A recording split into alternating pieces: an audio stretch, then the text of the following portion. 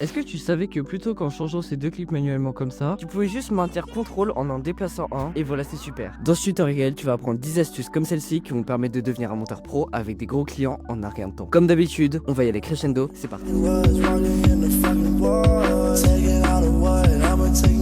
Par défaut sur Premiere Pro, la petite ligne bouge et ensuite c'est les plans qui bougent. Mais je trouve ça hyper insatisfaisant. Du coup, pour corriger ça, va en haut dans édition, préférences et montage. Puis passe de défilement des pages à défilement régulier. Voilà, maintenant la petite ligne bleue sera bien au milieu et ce sera le plan qui bougera. C'est super. Là, j'ai appliqué des changements à cette vidéo de l'ONLV. Sauf qu'en fait, je vais changer de rush et je vais plutôt prendre une vidéo de David Laroche que tu peux elle-même trouver en description. Du coup, maintiens Alt et glisse-le sur ton rush. Et voilà. Maintenant, les effets ont été importés sur le nouveau rush, comme tu peux le voir. Ça fait gagner plein de temps. À chaque fois, je te fais économiser des heures dans ces tutoriels et toi, t'es toujours pas abonné. Il faut bien faire à un moment donné.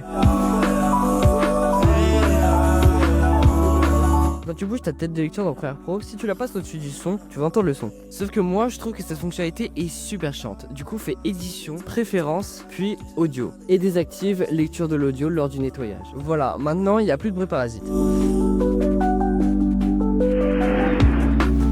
Dans Premiere Pro, le scroll est bien plus puissant que ce que tu ne penses. En maintenant Alt et en scrollant, tu peux déjà zoomer sur ta timeline. Mais tu peux également par exemple changer les onglets avec le scroll. Et enfin, le meilleur pour la fin, le moniteur Lumetri, je l'utilise pas trop. Alors je pourrais cliquer sur le burger menu et fermer le panneau, mais on peut aller encore plus vite que ça et appuyer juste sur clic molette. Et voilà, ça c'est fermé.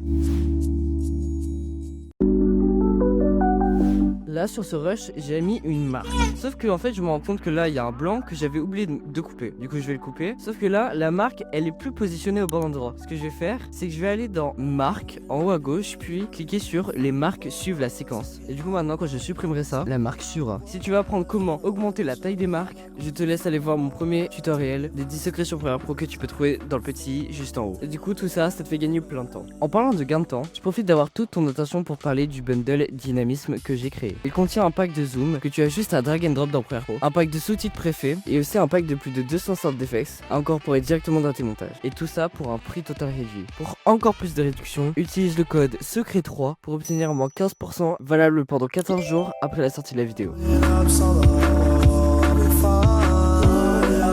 Là, sur cet audio que je viens d'enregistrer, c'est un petit peu le sbub et c'est un peu trop saturé. Très saturé. Voilà. Donc, on va dire que c'est super important pour moi quand même et que ça me tient vachement à cœur. Du coup, ce qu'on va faire pour désaturer un petit peu, on peut faire clic droit, modifier l'élément dans Adobe Audition. C'est compris dans la suite Adobe. Et tu vas aller dans la fenêtre diagnostic. Si tu ne l'as pas, clique sur fenêtre diagnostic et mets l'effet des clippers juste ici. Ensuite, clique sur analyser pour découvrir quels sont les éléments saturés. Apparemment, il n'y en a qu'un. Et tu peux cliquer sur tout réparer. Voilà. Maintenant, appuie sur CTRL S pour sauvegarder les modifications. Elles ont été effectuées dans Premiere Pro. Normalement, c'est mieux. Je travaille pas personnellement avec les données affichées, je travaille avec les grands écrans, mais tu peux choisir quelles données sont affichées. Là par exemple, tu peux voir quand est-ce que le média commence, etc. Et moi personnellement, je trouve ça plutôt inintéressant certaines informations. Du coup, ce que tu peux faire, c'est que tu peux cliquer sur le burger menu ici, et puis sur affichage des métadonnées. Et là, tu peux choisir exactement qu'est-ce qui est affiché et qu'est-ce qui n'est pas. Par exemple, le type de média, je peux le désafficher parce que ça ne sert à rien, je le vois très bien avec les icônes. Mais pourquoi pas la fréquence d'image? Et voilà.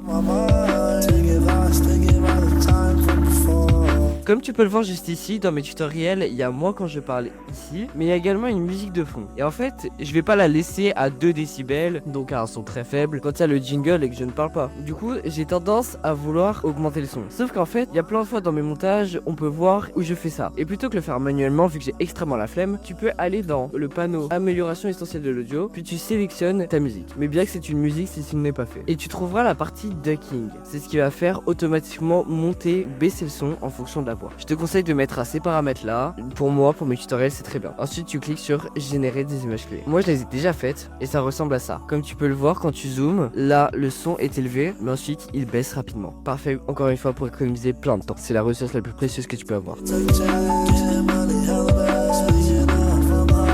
là, j'aimerais bien que l'ONLV sur ce rush parle un petit peu plus fort. Sauf que si j'augmente le gain par exemple par 5, il y a un risque que je sature l'audio parce que j'augmente tout par 5 décibels. Donc plutôt que faire ça, clique sur normaliser la crête maximale sur et tu mets par exemple, moi j'aime bien mettre -3. Et voilà, là tu as augmenté mais ça ne va pas trop tout saturer. Pour ouvrir le panneau du gain audio, je te laisse aller voir la vidéo que j'ai créée à ce sujet sur les raccourcis clavier. Encore une fois, ça te permettra d'économiser des heures. Merci d'avoir regardé. J'ai fait plein d'autres tutoriels exactement comme celui-ci pour apprendre plein de secrets sur Premiere Pro. Va rejoindre mon serveur Discord pour les monteurs en description pour des ressources, de l'entraide, des packs gratuits et rejoins la communauté des monteurs en t'abonnant. Je vous aime. C'était Weeby. Bisous.